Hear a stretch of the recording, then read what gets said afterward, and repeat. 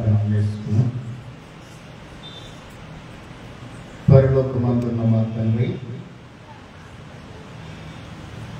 పరిశుద్ధుడైన మా దేవ, నీకు స్తోత్రములు ప్రభువా, స్తుతులు నాయన. మీ ప్రియకుమారుడు మా రక్షకుడునైన యేసు క్రీస్తు నామములో ఈ పునరుత్థాన దిన ఆరాధన క్రమంలోనికి మీరు మమ్మల్ని నడిపించినందుని బట్టి నేను స్తుతిస్తూ ఉన్నా. ఈ సమయం వరకు మీ యొక్క ఆరాధన క్రమంలో ప్రార్థనలోనూ కీర్తనలు పాటలోనూ వాక్య పఠనంలో మీరు మాతో ఉన్నారు. సండే స్కూల్ పాట ఈ విధంగా ప్రభువా ఈ కార్యక్రమాన్ని మీరు జరిగించారు. అందరి బట్టి మీకు స్తుతులు కృతజ్ఞతలు చెల్లిస్తూ ఉన్నాం. ఇది నా ఆత్మీయత కొరకై మేమందరము కూడా మీ పాదముల చెంత సిద్ధపడి ఉన్నాం. మమ్మల్ని అందరినీ మీరు జ్ఞాపకం చేసుకునండి. ఈ దిన ఆత్మీయతలో మేమందరము కూడా పాలి పంపులు పొందుకున్నట్లుగా మీరు మాతో మాట్లాడుతుండగా మా అందరి హృదయములు తెరవబడినవై మీ మాటలు మా హృదయములో చేర్చుకున్నట్లుగా వినగలిగిన చెవులను, గ్రహింపు కలిగిన మనస్సు మాకు దయచేయండి. దయ చూపించండి ప్రభువా, మీకు స్తోత్రాలు చెల్లిస్తూ ఉన్నాం. ఆ విధంగా నీ వాక్యాన్ని మేము విని మా హృదయంలో భద్రపరుచుకొని ఈ భూమి మీద మా జీవితంలో మిమ్మల్ని కలిగి నడుస్తూ మీరు సెలవిచ్చిన మీ మాటలను బట్టి అనేకులను ప్రభువా నడిపించగలుగునట్లుగా మా ఆత్మీయతతో మీ యొక్క ఆత్మీయతతో మమ్మల్ని అందరినీ కూడా సిద్ధపరచమని ప్రార్థిస్తూ ఉన్నాం.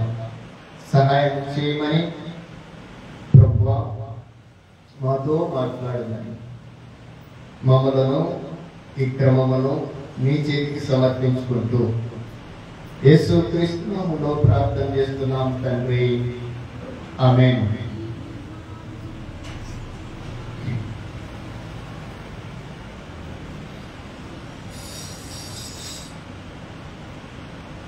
ఈ సమయంలో ముందుగా మా తండ్రి అయిన దేవాది దేవునికి స్తుతులు స్తోత్రాలు చెల్లిస్తూ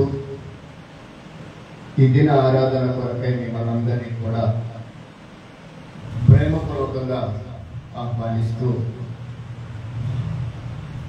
మీ అందరికీ ఈ దిన శుభములు వందనలు తెలియజేస్తున్నారు. అందరికీ వందనాలు.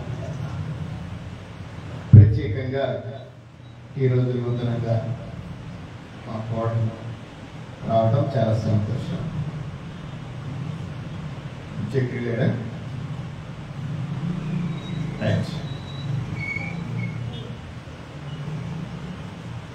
ఈరోజు ఒక ప్రాముఖ్యమైన వర్తమానాన్ని మనం తెలుసుకోవడానికి ఇష్టపడదాం, నేర్చుకుందాం.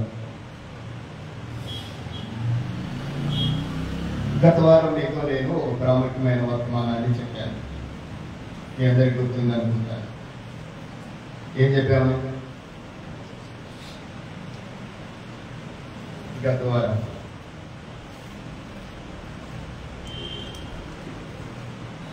ఏ వాక్య భాగాన్ని చెప్పాను? మర్చిపోయారా?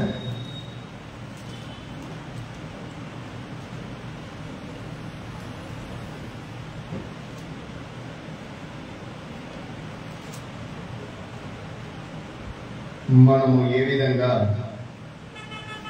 దేవునికి మందిరముగా కట్టబడుతున్నాం, ఈ విషయాల గురించి కొన్ని విషయాలు మీతో పంచుకోవడానికి దేవుడు సహాయం చేశాడు. ఈ సమయంలో ఒక ప్రాముఖ్యమైన కుటుంబాన్ని గురించి మీతో మాట్లాడడానికి ఇష్టపడుతున్నాను. ఒక ప్రత్యేకమైన కుటుంబం. నాకు తెలిసి బహుశా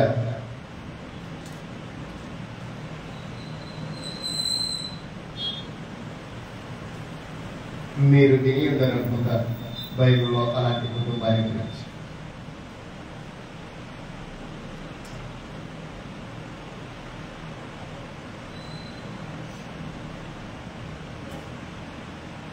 బహుశా ఆ కుటుంబాన్ని గురించి మీరు విని ఉండరనుకుంటా. అన్న మాటనే మాకు ఒక ప్రశ్న వస్తుంది, బైబిల్లో మాకు తెలియని కుటుంబాలు ఏమున్నాయి కదా అని ఒక ప్రశ్న మనకు రాదు. అయితే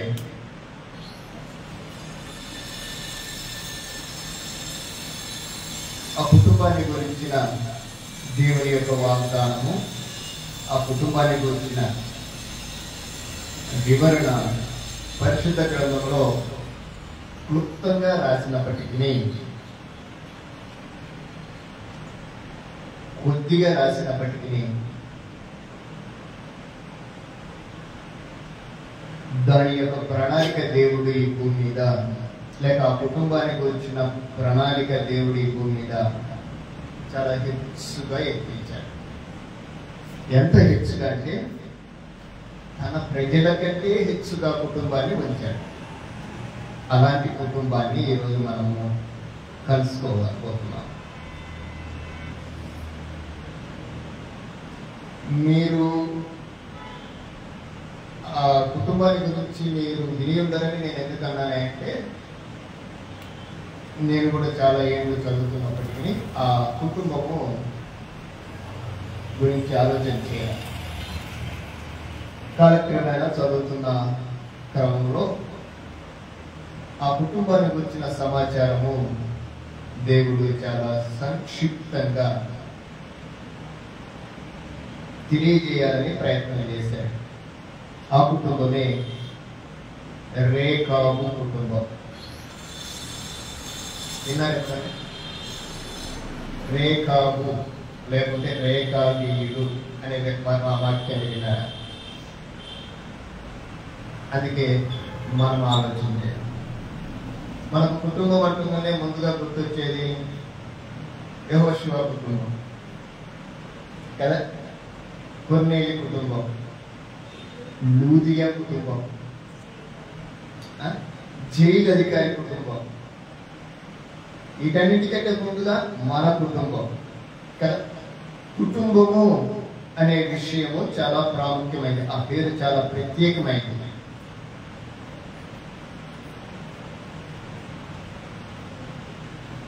ఆ మాట చాలా ప్రత్యేకమైనది.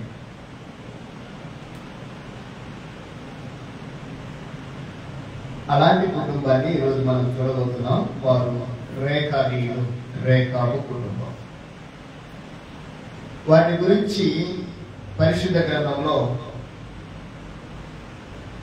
ఒక 4-5 చోట్లనే అలా పలికాడు. ఒక చోట ఒక వచనంలో వారెవరో చెప్పాడు, మరొక చోట మరొక వచనంలో వారు ఏమిటో వారి నివాసం ఏంటో చెప్పాడు. మరొక చోట ఒక అధ్యాయంలో ఒక 3 వచనాలు చెప్తూ వారు ఏం చేశారు, వారు ఏమైపోయారు, వారి పితరుల యొక్క విధానం ఏంటో తెలియజేశాడు. అయితే ఒక అధ్యాయం అంతా కూడా వారి గురించే ప్రస్తావించాడు. ఆ అధ్యాయమే ఇర్మియా గ్రంథము 35వ అధ్యాయం. మీరు బాగా గుర్తుపెట్టుకోవాలి. ఈరోజు మనం నేర్చుకోబోతున్న వాక్య భాగము రేఖాబు ఇలా కుటుంబము, రేఖాబు కుటుంబం. ఇర్మియా గ్రంథము 35వ అధ్యాయం.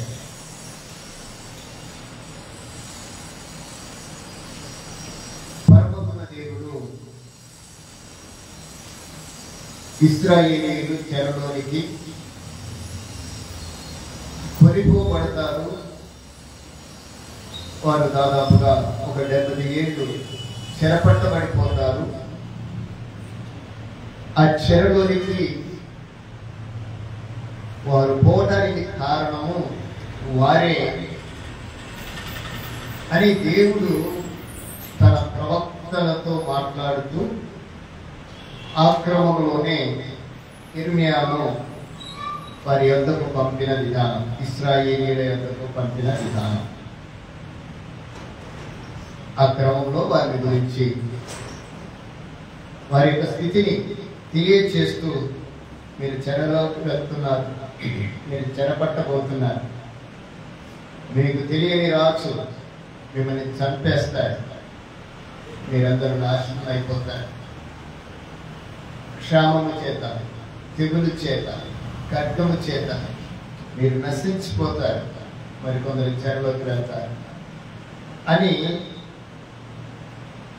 పరమందున దేవుడే యిర్మీయాతో మాట్లాడుతూ చెప్తూ ఉన్న సందర్భంలో ఈ యిర్మీయా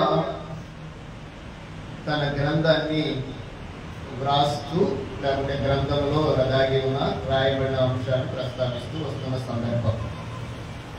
సందర్భం ఏంటంటే ఇశ్రాయేలీయులు చెరకు పట్టబడుతున్నారు. ఈ పట్టబడే క్రమంలో వారితో మాట్లాడుతూ కొన్ని ఉదాహరణలు వారి ముందు ఉంచాడు.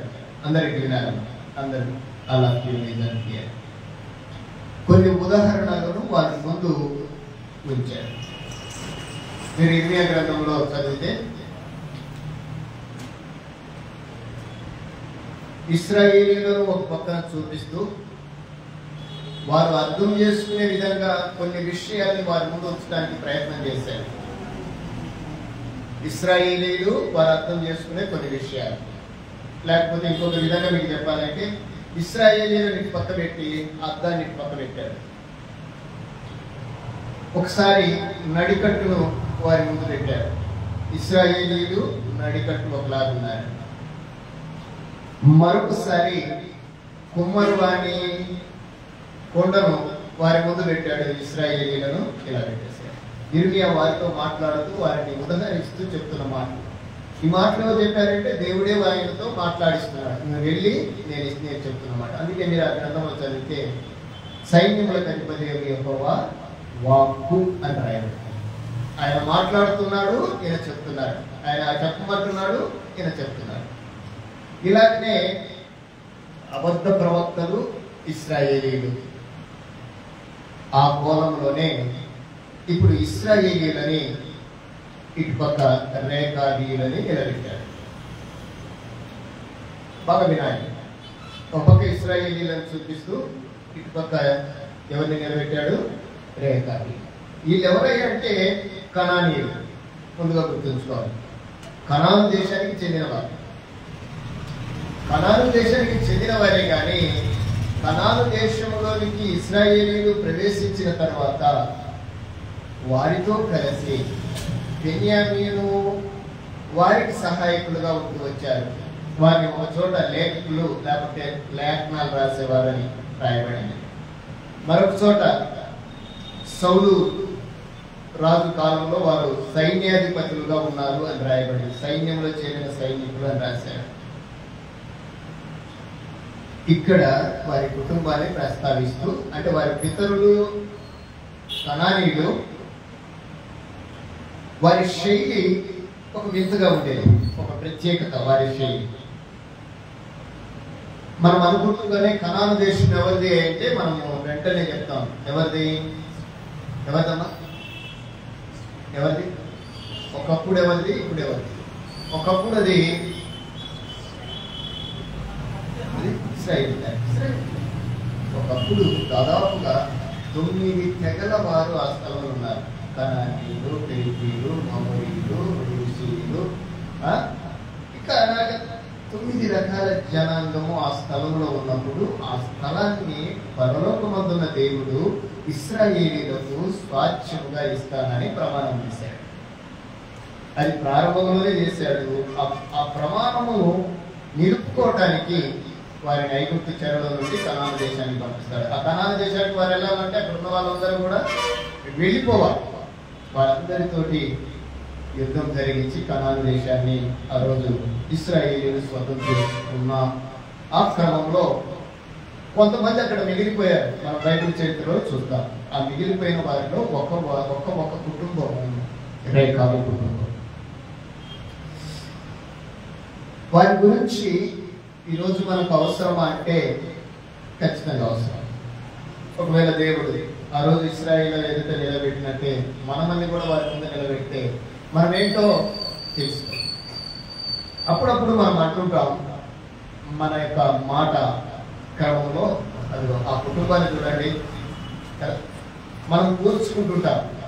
ఒక మంచి కుటుంబం ఉందనుకోండి, అదిగో ఆ కుటుంబం చూడండి ఎంత బాగుందో, ఆ కుటుంబంలో అనుకుంటే బాగుంది కదా, ఆ కుటుంబంలో మనం కూడా జీవిస్తే బాగుంది కదా అనే ఒక పోలికను మనం చూస్తూ ఉంటాం.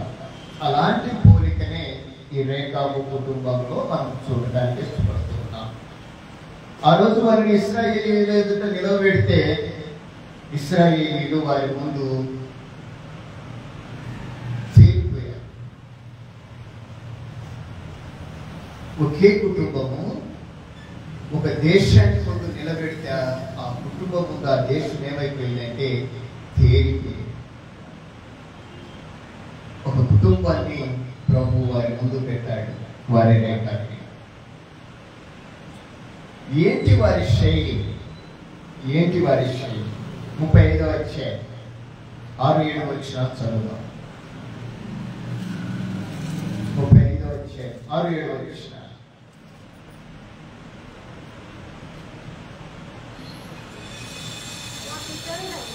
మా పితరుడు రేఖాబు కుమారుడైన యెహోనాదాబు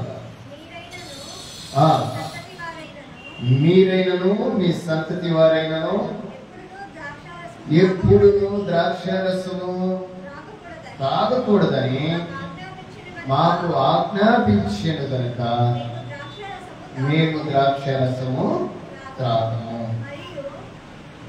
తర్వాత మాట్లాడుతున్నాం. సందర్భం ఏంటంటే ఇర్మియాకు యెహోవా వాక్కు ప్రత్యక్షమైంది. యోషియా రాజు కాలంలో ఒక వాక్కు ప్రత్యక్షమైంది. నువ్వు యెరూషలేములో ఉండబడిన రేఖాబీయుల దగ్గరికి వెళ్ళి వారిని తీసుకొని వచ్చి వారికి ద్రాక్షారసము ఇయ్యి అని చెప్తారు. తాను చెప్పినట్టుగానే వారిని యెరూషలేములో ఒక మందిరంలోనికి, ఒక ఉన్నతమైన స్థలంలోనికి, ఒక ప్రత్యేకమైన స్థలంలోనికి వారికి తీసుకొని వచ్చి వారికి ద్రాక్షారసం ఇస్తారు. బాగా వినండి, ఇర్మియానే వారికి ద్రాక్షారసము ఏర్పాటు చేస్తారు. ఎవరు చెప్పారు? చెప్పింది ఎవరు? వారికి ద్రాక్షారసం ఇవ్వమని ఎవరు చెప్పారు? చెప్పింది ఎవరు? దేవుడే చెప్పాడు. బాగా వినాలి. ఆ కుటుంబాన్ని మీరు పిలవండి, ఆ కుటుంబాన్ని మీరు నడిపించండి, ఆ కుటుంబానికి మీరు ద్రాక్షారసం ఇవ్వండి. ఇర్మియా చేస్తారు, ఏర్పాటు చేస్తారు, వారిని పిలిపించి ఏర్పాటు చేస్తారు. ఇర్మియా వచ్చి ద్రాక్షారసం తాగి చాలా జాగ్రత్తగా యూదులకి ఇశ్రాయేలీయులకి ప్రప్రథమైన ఏదన్నా సాంప్రదాయం ఉంది అంటే అది మొట్టమొదటిది ఏంటంటే ద్రాక్షారసం. చాలా జాగ్రత్త, అది ఒక సాంప్రదాయం. మన ఇంటికి ఎవరైనా అతిథి వస్తే మనం చేసే సాంప్రదాయం ఏంటి చెప్పండి? ప్రప్రథమైన సాంప్రదాయం మంచి నీళ్ళు ఇస్తాం. జాగ్రత్తగా వినండి, ఏం నీళ్ళు ఇస్తాం? మంచి నీళ్ళు ఇస్తాం. మంచి, ఎందుకంటే అది మన సాంప్రదాయం. ఆ సాంప్రదాయం ఏం తెలియజేస్తుంది అంటే మన యొక్క కుటుంబ పరిస్థితిని, ఎదుటి వారిని గౌరవించే విధానాన్ని తెలియజేస్తుంది. చాలా జాగ్రత్త, అది మంచి సాంప్రదాయం. అట్ ద సేమ్ ఇశ్రాయేలీలలో ఉండబడిన సాంప్రదాయం లేకపోతే ఒక పద్ధతి, ఒక ప్రధానమైన లక్షణం ఏంటంటే మంచి నీళ్ళు, ద్రాక్షరసం. ఈ ద్రాక్షరసం ఇస్తుందనే వాళ్ళు ఏమన్నారంటే ఇర్మియాతో మాట్లాడుతున్నారు. అయ్యా, మా పితరుడైన రేఖాబు కుమారుడైన యెహోనాదాబు మాతో ఈ మాట చెప్పారు. ఏమని? మీరే కానీ మీరు ఎవరైనా కానీ ద్రాక్షరసము రాకూడదు అని మాకు చెప్పాడు. బాగా వినాలి. దేవుడే చెప్పాడు వారికి తాగమని అంటే బాగా వినాలి. ఒక కుటుంబాన్ని దేవుడు మనకు పరిచయం చేయడానికి వారిని మన ముందు ఉంచుతూ ఉన్న ఒక ఉన్నతమైన పరిస్థితిని చూడండి. ఎంత గొప్ప సాంప్రదాయం అయినప్పటికీ వాళ్ళ పితరుడు ఒక మాట చెప్పాడు, మీరు పొరపాటున కూడా ద్రాక్షరసము తాగొద్దు. ఆ మాటకి ఎప్పటి నుంచో వారు ఏ తీర్మానంతున్నారు? వాళ్ళ పితరుడు ఏమైతే చెప్పారో, వాళ్ళ తండ్రి అంతే కదా, వారికి నేర్పించిన విధానం ఎలాంటిది అంటే, వారు అది ప్రతికూల పరిస్థితులు అయినప్పటికీ, అది ఒక ప్రవక్త చెప్తున్నప్పటికీ, అది దేవుడే ఏర్పాటు చేసినప్పటికీ బాగా వినాలి. వారు చెప్తున్న మాట ఏంటంటే, మేము ద్రాక్షరసము కాదు. అదే చెప్పిన వాళ్ళకి ఇంకా కొన్ని విషయాలు చెప్పారు. తర్వాత వాక్యం చదవండి. వారి శైలి ఎలా ఉందో, మేము ద్రాక్షరసము త్రాగుతాం. తర్వాత 7వ వచనం, మరియు మాకు ఆ ద్రాక్షరసం విషయమే కాదు, మాకు ఆయన ఇంకొన్ని విషయాలు చెప్పారు. మీరు ఇల్లు కట్టుకోవద్దనియో, విత్తనములు విత్తవద్దనియో, ద్రాక్ష తోటలు నాటుకోవద్దనియో మీకు ఉండనే కూడదు. మీరు పరవాసము చేయనప్పుడు, మీరు పరవాసం చేయు దేశంలో దీర్ఘాయుష్మంతులగునట్లు మీ దినములన్నీ మీరు గుడారంలోనే నివసించవలెను. బాగా వినాలి. వాళ్ళ పితరుడు ఎంత గొప్ప ఆజ్ఞ చెప్పాడు. ఇది ఒకప్పుడు ఇశ్రాయేలీయులు కలిగి ఉన్న విధానం. ఒకప్పుడు కనాను దేశానికి వారు ఫస్ట్ వచ్చినప్పుడు అబ్రహాము ఎందులో నివసించాడమ్మా? ఎందులో నివసించాడు? గుడారంలో నివసించాడు. గుడారం అనేది ఒక ఉన్నతమైన విధానం. వారికి వాళ్ళ పితరులు ఆజ్ఞాపించిన మాటలని వారు ఎక్కడ కూడా తప్పిపోలేదు. వారు అలాగనే నడుచుకుంటూ వస్తున్నారు. దాంట్లో వారు ఏ కోణంలో కూడా తప్పిపోలేదు. వారికి ఒక ద్రాక్షరసం విషయమే కాదు, వారికి వాళ్ళ పితరుడు ఏం చెప్పాడో కూడా ఇర్మియాలో చెప్తున్నాడు. అయ్యా, ఒక ద్రాక్షరస విషయమే కాదు, మా పితరులు మమ్మల్ని ద్రాక్ష తోటలు నాటుకోవద్దని చెప్పారు, ఇల్లు కట్టుకోవద్దని చెప్పారు. అంత మాత్రమే కాదు, ఇంకా విత్తనాలు మీరు ఏమి పొలాలు వేసుకోవాల్సిన అవసరం కూడా లేదని చెప్పారు. మీరు బ్రతుకు దినములన్నీ కూడా మీరు దీర్ఘాయుష్మంతులవునట్లు. బాగా వినాలి. అసలు వారి యొక్క కాన్సెప్ట్ ఏంటంటే, వాళ్ళ పితరుడు ఒక ఒక ఆజ్ఞలను వాళ్ళ ముందు ఉంచాడు. ఆ ఆజ్ఞల యొక్క రిజల్ట్ ఏంటంటే, మేము దీర్ఘాయుష్మంతులుగా ఉండాలి. ఆ దీర్ఘాయుష్మంతులు అంటే ఆ వారసత్వాన్ని వారు పొందుకోవటానికి వారు చేస్తున్న ప్రయత్నం ఏంటంటే, మా బ్రతుకు దినములన్నీ కూడా మేము గుడారాల్లోనే ఉండమని చెప్పాడు. మేము గుడారాల్లోనే ఒకసారి ఇర్మియా ఏమైంటాడు ఆలోచించండి. ఇర్మియాకు దేవుడు ఏమని చెప్పాడు? వారికి ద్రాక్షరసమే అని చెప్పింటారు. వీళ్ళేమో ద్రాక్షరసము త్రాగమని చెప్పారు. అంటే వారి శైలి, వారి యొక్క కుటుంబం యొక్క విధానము ఎంత ఉన్నతమైందో, అంటే వారి తండ్రి ఆజ్ఞలను గైకొనటం ఎంత గొప్పవారో మనం ఆలోచన చేయాలి.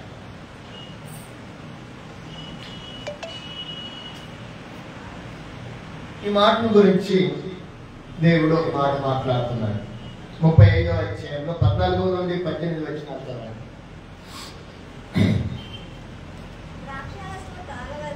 ద్రాక్షరసము త్రాగవద్దని రేకాబు కుమారుడైన యెహోనాదాబు వారి కుమారులకు ఆజ్ఞాపించిన దాంట్లో ఆజ్ఞాపించిన మాటలు అవి స్థిరముగా ఉన్నది. నేటి వరకు తమ పితరుని ఆజ్ఞకు విధేయులై వారు ద్రాక్షరసమును త్రాగకుండాను. అయితే బాగా ఇక్కడ చూడండి, ఇప్పుడు ఇశ్రాయేలుతో మాట్లాడుతున్నారు. వారేమో వారి పితరుడు ఆజ్ఞాపించిన ఆజ్ఞను మీరుకున్నారు. ఎవరెవరు మీరుకున్నారంటే అక్కడ మీరు మా వాక్యాన్ని ఏమో మర్చిపోయినట్లు అనిపించింది. 8వ వచనం, ఎవరెవరు తాకూడదన్నారు? మేమైనను, మా పిల్లలైనను, మా భార్యలైనను, అని రాయబడింది అక్కడ. ఆ వాక్య భాగాన్ని కూడా చదువుదాం, చదివి ముందుకు వస్తాను. కావున మా పితరుడైన రేకాబు యెహోనాదాబు మాకు ఆజ్ఞాపించిన సమస్త విషయంలో అతని మాటను బట్టి మేము కానీ మా భార్యలు కానీ మా కుమారులు కానీ మా కుమార్తెలు కానీ ద్రాక్షరసము త్రాగుటలేదు. మా తండ్రి అయిన యెహోనాదాబు మాకు ఆజ్ఞాపించిన సమస్తమును బట్టి మేము విధేయులమగునట్లు కాపురమునకు ఇల్లు కట్టుకొనటలేదు, ద్రాక్షావనములో పొలములు కానీ సంపాదించుటలేదు, విత్తనములైనను చల్లుటలేదు, గుడారములోనే నివసించుచున్నాము. బాగా విన్నారు. తండ్రి చెప్పారు, కుమారుడు చేస్తారు. సందర్భంలో మీకు మళ్ళా చెప్తున్నాను వినండి. ఇశ్రాయేలీలోని బబులోను చెరకు తీసుకుపోతున్నారు. బాగా విన్నారు. ఇశ్రాయేల్ ఎక్కడికి వెళ్తున్నారు? బాగా విన్నారు. ఇక్కడ మీకు ఒక పట్టం కనపడుతుంది. యోషియా రాజు కాలంలో ఇక్కడ బబులోను చెర అనే ఒక గ్రీన్ మార్క్ ఉంది కదా, అంతకు ముందు యోషియా రాజు గురించి మనం మాట్లాడుతున్నాం. మనం ఇర్మియా గ్రంథంలో ఉన్నాము. యోషియా రాజు వాళ్ళు బబులోను చెరకు వెళ్తారు. వెళ్ళే క్రమంలో బాగా వినాలి. వెళ్ళే క్రమంలో అసలు దేవుని పిల్లలు చెరకు ఎందుకు వెళ్ళారు చెప్పండి? ఎందుకు వెళ్ళారు? దేవుడి వారిని అప్పగించేశారు. చెరకు మాత్రమే కాదు, కొందరిని ఖడ్గానికి, కొందరిని క్షామానికి, కొందరినేమో చెరకు దేవుడు అప్పగించాడు. ఎందుకు అప్పగించాడమ్మా వారిని? దేవుడు తన ప్రజల్ని చెరకు ఎందుకు అప్పగించాడు? ఇప్పుడు చదవండి. నేను పెద్దల కడనే లేచి మీతో బహు శ్రద్ధగా మాట్లాడినను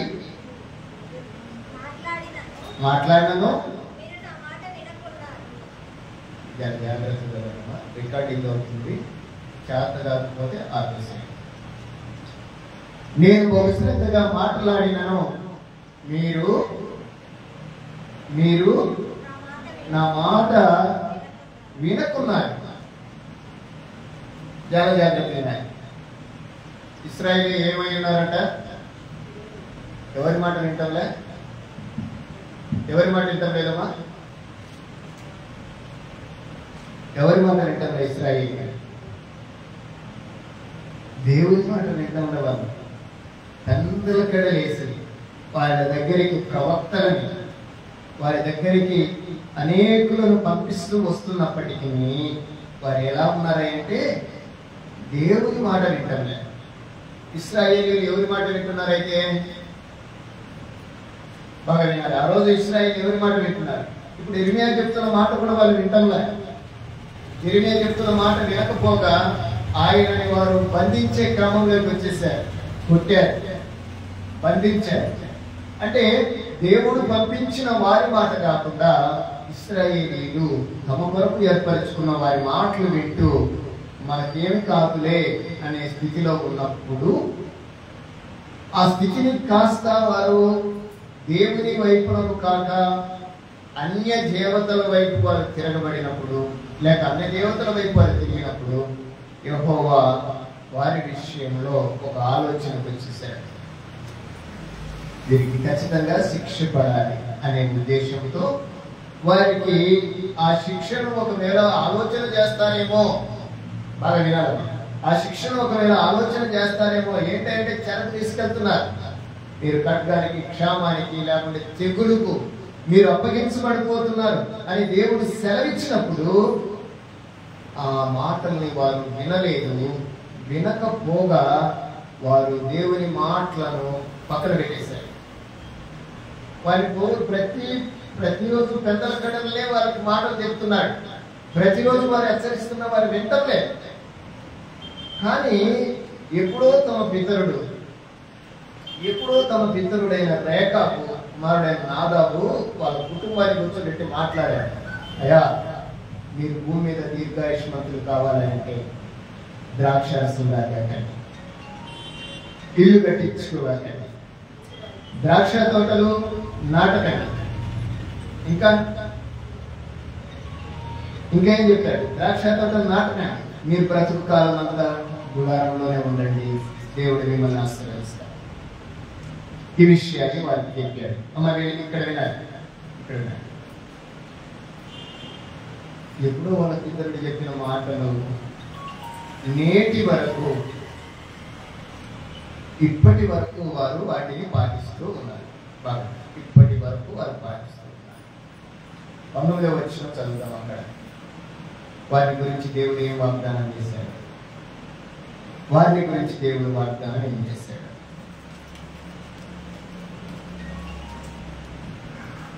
వారి గురించి దేవుడు ఏం వాగ్దానం చేశాడు? 19వ వచనం.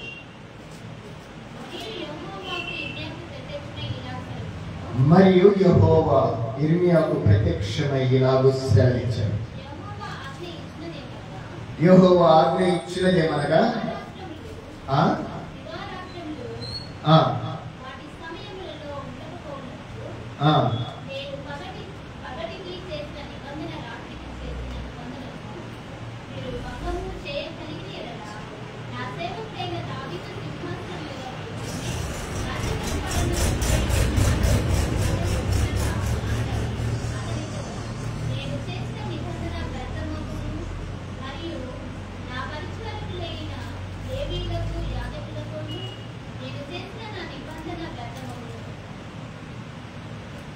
ఇర్మీయా గ్రంథము 35వ అధ్యాయము 19వ వచనం. కాబట్టి ఇశ్రాయేలు దేవుడును సైన్యములకు అధిపతి యెహోవా సెలవిచ్చునదేమనగా, అమ్మా, నా సన్నిధిలో నిలుచుటకు రేకాబు కుమారుడైన యెహోనాదాబు సంతతి వారు నా సన్నిధిలో నుండక వారి గురించిన దేవుని తీర్మానం చూడండి. వాళ్ళ తండ్రి యొక్క ఆజ్ఞ ఎలా ఉందో ఇప్పుడు విందాం. వాళ్ళ తండ్రి వారికి ఆజ్ఞాపించాడు. ఏమని ఆజ్ఞాపించాడంటే, అయ్యా, వారి కుటుంబాన్ని గురించి ఆలోచించాడు. మీరు భూమి మీద దీర్ఘాయుష్మంతులు కావాలి, ఇది చెయ్యాలి. అది ఎవరు చూశాడు చెప్పండి? వాళ్ళ తండ్రి చూశాడా? ఎవరు చూశాడు? దేవుడు చూస్తున్నాడు. బాగా వినాలి. భూమి మీద రేకాబు కుటుంబాన్ని దేవుడు చూసి ఇశ్రాయేలీల ముందు వారిని నిలబెడితే ఇశ్రాయేలీలు అందులో తేలిపోయారు. వారి గురించి దేవుడు వాగ్దానానికి వచ్చారు, ఒక ఆలోచనకు వచ్చారు. ఏమని అంటే, నా సన్నిధిలో నిత్యము యెహోనాదు కుమారుడు నిలిచి ఉంటారు. ఎంత గొప్ప మాట! ఎందుకు వచ్చిందట ఆ స్థితి? దేని వల్ల వచ్చింది చెప్పండి? వారు ఎందువల్ల వచ్చింది?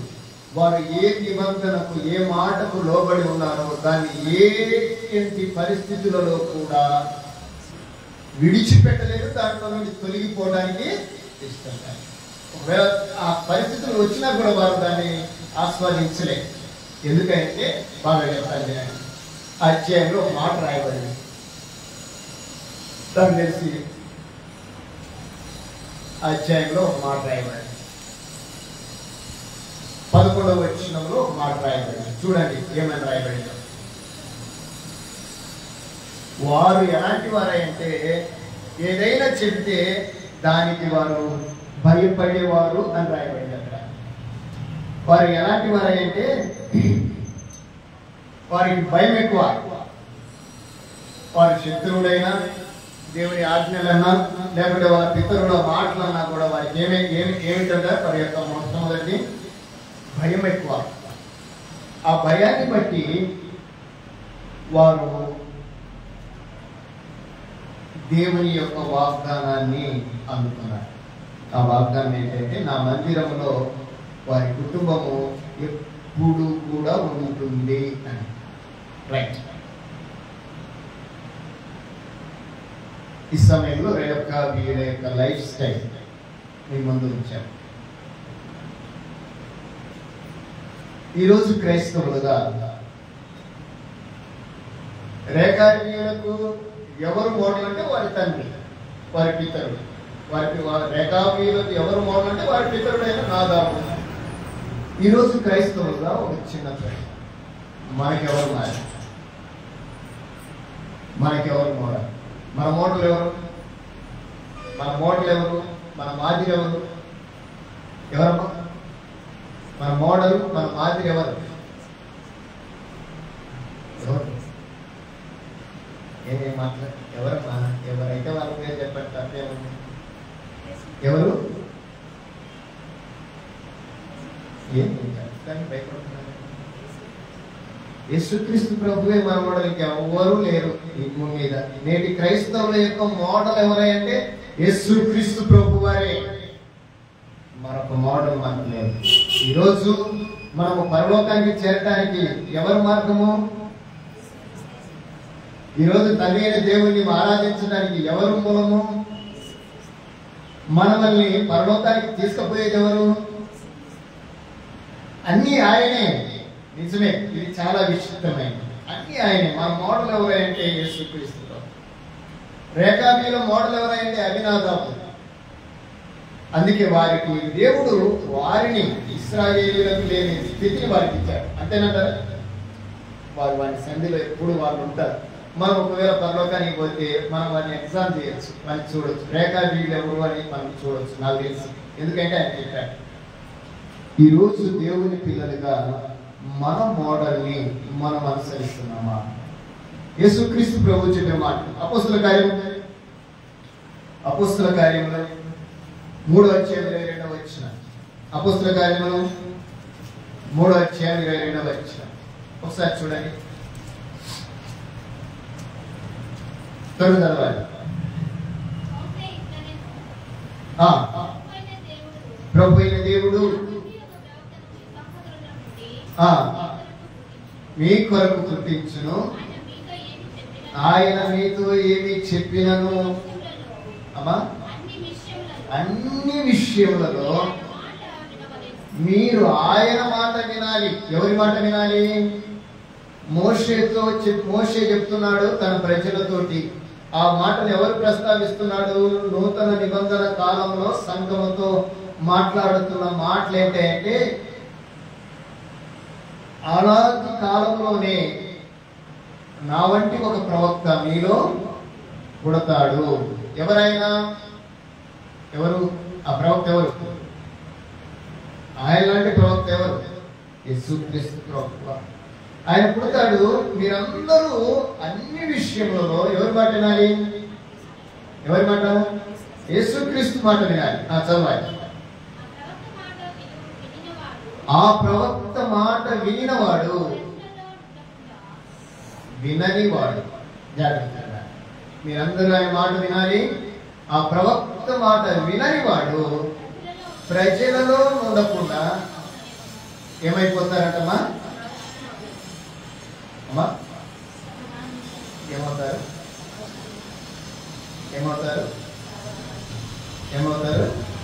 ఎవరు? ఎవరి మాట? చాలా జాగ్రత్తగా. రేఖాబీయుడు తన తండ్రి మాట విన్నారు, తన అహోలాదాబు మాట విన్నారు. వారు ఏమైపోయారు? దేవుని మందిరంలో నిత్యము ఉన్నారు. ఆ కుటుంబం యొక్క ఆశీర్వాదము ఏంటి అని మనం ఆలోచన చేస్తే, ఆ కుటుంబం యొక్క ఆశీర్వాదము ఏంటి, లేకపోతే ఆ కుటుంబానికి ఇచ్చిన వాగ్దానం ఏంటంటే వారు నిత్యం దేవుని సన్నిధిలో ఉన్నారు. ఎందుకంటే వాళ్ళు అలాంటి తీర్మానంతో బ్రతికారు. బైబిల్ చెప్తుంది నేటి వరకు అని రాశారు. నేటి వరకు అదే తీర్మానం. ఎవరి వారి? ఈరోజు క్రైస్తవులుగా మన తీర్మానం ఏంటి? మన ఆలోచన, మనం ఎవరి మాటలు వింటున్నాం? ఎవరి బాటలో నడుస్తున్నాం? ఎవరి ఆలోచన ప్రకారం మనం ముందుకు కొనసాగుతున్నాం అని ఒకసారి ఆలోచన చేస్తే ఈరోజు వాక్యానుసారమైన క్రమాలు ఈరోజు మన కుటుంబాల్లో కనిపించడం.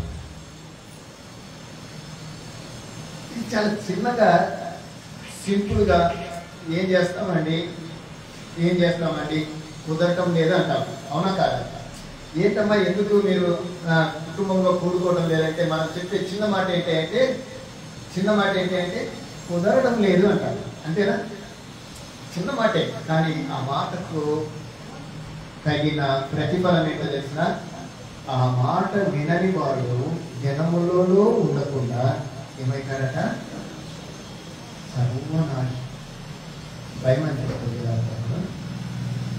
ఆ రోజు ఇశ్రాయేలీయులు దేవుని మాట వినకుండా ఖడ్గము చేత, క్షామము చేత, తెగులు చేత, చెరకు వెళ్ళి చచ్చిపోయారు, నాశించిపోయారు. ఈరోజు దేవుడు మనమని ఆ స్థితిలో ఉంచలేదు.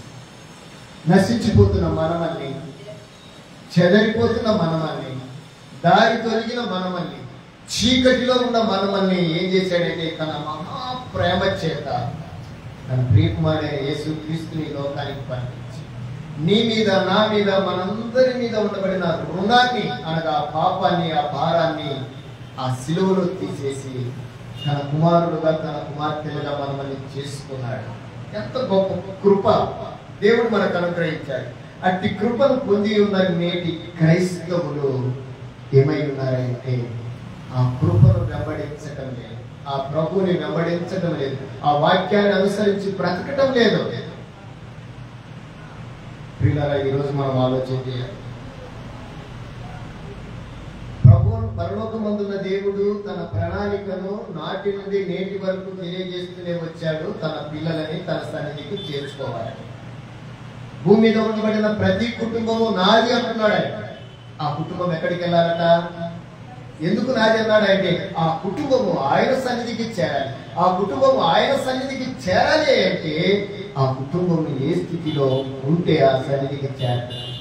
ఇది రేఖాడీలు మన ముందు ఉండబడ్డారే, వారి గురించిన ఒక వర్తమానాన్ని మనకు దేవుడు తెలియజేశాడే. ఆ కుటుంబంలాగా మన కుటుంబం ఉండలేదంటారా?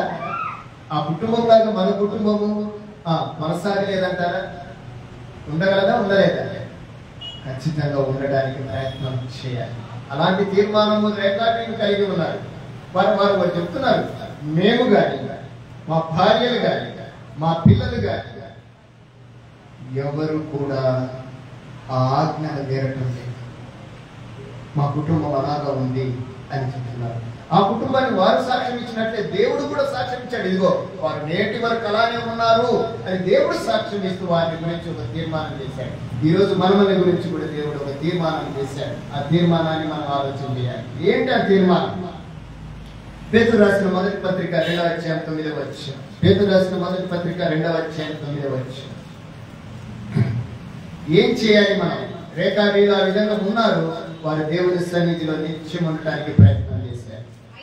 అయితే చీకటిలో నుండి ఆశ్చర్యకరమైన తన వెలుగులోనికి మిమ్మును పిలిచిన వారి గుణాతిశయములను ప్రచురము చేయ నిమిత్తము ఏర్పరచబడిన వంశమును, రాజులైన యాజక సమూహమును, పరిశుద్ధ జనమును, దేవుని సొత్తైన ప్రజలునై ఉన్నారు. ఒకప్పుడు ప్రజగా ఉండక ఇప్పుడు దేవుని ప్రజ అయితే ఇప్పుడు మనం ఏమైపోయినామంట? దేవుని ప్రజలము, దేవుని పిల్లలము, దేవుని వారము. మనము ఆయన వారము.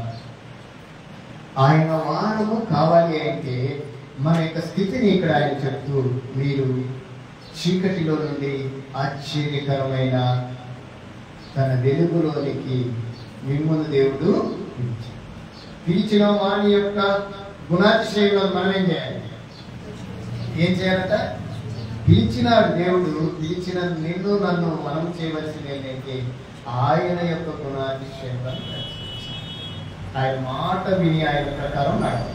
బైబిల్లో మాట చెప్తున్నాడు, ఆయన మాట ప్రతి ఒక్కడు వినాలి. వినాలి అంటే దాన్ని మనం అందరం కైకొని దాని ప్రకారము నడవాలి అని. అయ్యా వింటున్నాను అంటే కుదరదు. వినటమే కాదు, మనం నడవాలి. మనం నడవటమే కాదు, మనం వారందరినీ కూడా ఆ క్రమంలో నడిపించాలి. అందుకే ఎన్నో తరాల తర్వాత మరలా రేఖాబీలను చూస్తే ఆ రేఖాబీలు అలానే కనపడుతున్నారు. ఒకవేళ ప్రభు రాకడలో కూడా వాళ్ళు అలానే ఉంటారు. మనం ఎలా ఉంటాం? మనల్ని గురించి దేవుడు అంటున్నాడు. ఆ రోజు ఇశ్రాయేలీయులను కాదు, ఈరోజు మనల్ని నిలబెడితే వారి ముందు మనం నిలబడాలి. వారిని మనల్ని బ్యాలెన్స్ చేస్తే మనం వారితో కూడా ఎలా ఉండాలి? బ్యాలెన్స్ గా, కరెక్ట్ గా ఉండాలి. ఒకే కొలతలో, ఒకే తులమానంతో ఉంటే దేవుడు నిన్ను నన్ను కూడా తాను ఏర్పరచుకున్న స్థలంలో ఉంచడానికి ఇష్టపడుతున్నాడు. వారికి ఆ రోజు వాగ్దానం చేశాడు. ఈరోజు మనకు కూడా ఆయన వాగ్దానమే చేశాడు. ఏమని? నేను స్థలంలో మిమ్మల్ని తీసుకెళ్ళి. మనం ఆ స్థలంలోకి వెళ్ళాలి అంటే ఆ కుటుంబంలాగా మనం కూడా, ఆ కుటుంబం చేసినట్టుగా మనం కూడా ఒక తీర్మానాన్ని కలిగి ఉండాలి. దేవుడు ఏమైతే చెప్పాడో అదే చేయాలి. దేవుడు ఏమైతే వద్దన్నాడో అది చేయడానికి ఎట్టి పరిస్థితుల్లో కూడా నిలబడు. అది మనకు నచ్చినదైనా, బలవంతం పెట్టేదైనా. అలా వినండి, ద్రాక్ష రసం వద్దంటే ఎవరైనా కాదంటారా? ఇశ్రాయేలీయులు ఎగబడి తాగుతారు. మీకు తెలుసో తెలియదు, ఆ సందర్భం ఒకసారి మనం చూస్తాం. ద్రాక్ష రసానికి వచ్చిన వర్తమానం కానాను విందులో ద్రాక్ష రసం అయిపోయిందంట. ఎలా అయిపోయిందో చెప్పండి. పారబోస్తే అయిపోయిందా? తాగితే అయిపోయిందా? పెళ్లిలో ద్రాక్ష రసం అయిపోయింది అంటే తాగేశారు. ఎంత ఎక్కువ తాగేశారో అర్థం కాని తాగేశారు. అయిపోయింది, మళ్ళీ కావాలి అంటే ఎంత ప్రాముఖ్యమైందో. అయినప్పటికీ రేఖాబీయులు దాన్ని, ఈరోజు దేవుని పిల్లలుగా మనకు ఏదైనా దేవునికి నిషిద్ధమైనది మన ముందుకు వస్తే ఏ పోషణ కూడా దానిని ఆశించటానికి వీలు ఉండకూడదు. అలాంటి వారిగా మనం బ్రతకగలిగితే దేవుడు తప్పకుండా మనల్ని, మన యొక్క ఆత్మీయతని స్థిరపరుస్తారు. ఆ రోజు రేఖాబీయులకు చేసిన వాగ్దానం ఈరోజు యేసుక్రీస్తు మనకు చేసిన ఆ తీర్మానం మనకు నెరవేరుస్తారు. అట్టి తీర్మానంతో మనం బ్రతకాలి. అట్టి క్రమాన్ని కలిగి మనం ముందుకు నడవాలి. అట్టి క్రమంలోనే ఆరాధన కార్యక్రమాలు, దైవికమైన కార్యక్రమాలు, ప్రభువుకు సంబంధించిన ప్రతి కార్యక్రమాలు జరగాలి. అట్టి వారిగా దేవుడు మనల్ని స్థిరపరచుగాక. ఆమేన్. ఆరాధనలో తదుపరి భాగంలోకి మనం